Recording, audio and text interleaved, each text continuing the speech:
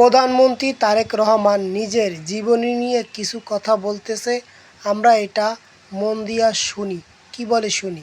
আমার লাইফে আমি ব্যবসা বাণিজ্য করেছি, যতটুকু ডিসেন্ট ভাবে বেঁচে থাকার জন্য প্রয়োজন আমি ব্যবসা বাণিজ্য করেছি। কারণ আমার লাইফে ব্যবসা বাণিজ্য শুরু করতে না করতে আমি রাজনীতির সাথে জড়িয়ে যাই।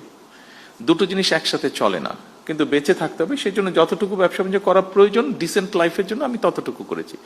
বাকি সময়টা আমি আমার রাজনীতির জন্য দিয়েছি। এখানেই আমি ঠিক করে নিয়েছি যে এখানেই আমাকে এগিয়ে যেতে হবে।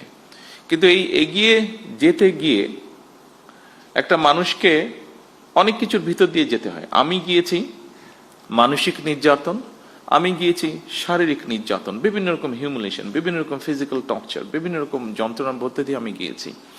অনেক ধৈর্যের পরীক্ষা দিতে হয়েছে। তারপরে আমি আজকে আলহামদুলিল্লাহ আল্লাহর রহমতে একটা জায়গায় এসেছি। আপনাদেরকে খুব সংক্ষেপে এটা বলার কথা অর্থ হলো আপনাদেরকে এরকম অনেক কষ্টের মধ্যে দিয়ে যেতে হবে।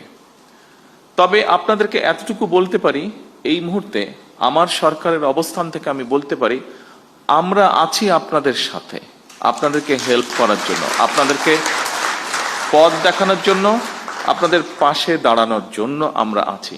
কতটুকু পারবো আমি জানি না, বাট আমরা আছি। যতটুকু পারবো সর্বোচ্চ শক্তি দিয়ে আপনাদেরকে আমরা আপনাদের পাশে থাকার চেষ্টা করব আমরা ইনশাল্লাহ।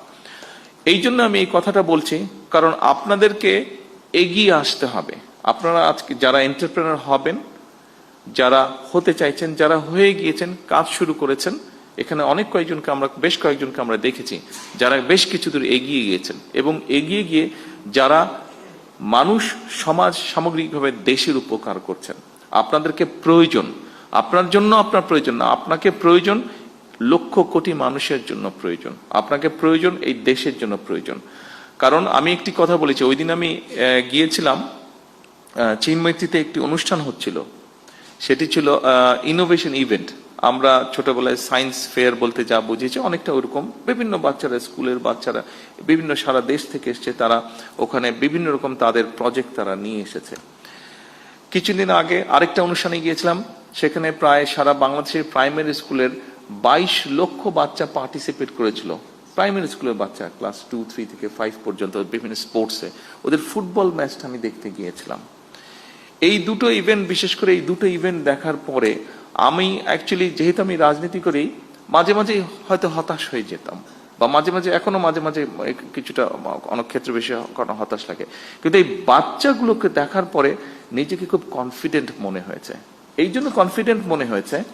আর আজকে যখন আপনাদের কতগুলো কাজ দেখলাম, আপনাদের কয়েকজনের বক্তব্য শুনলাম, তখন নিজের কনফিডেন্সটা আজকে আরো বেড়ে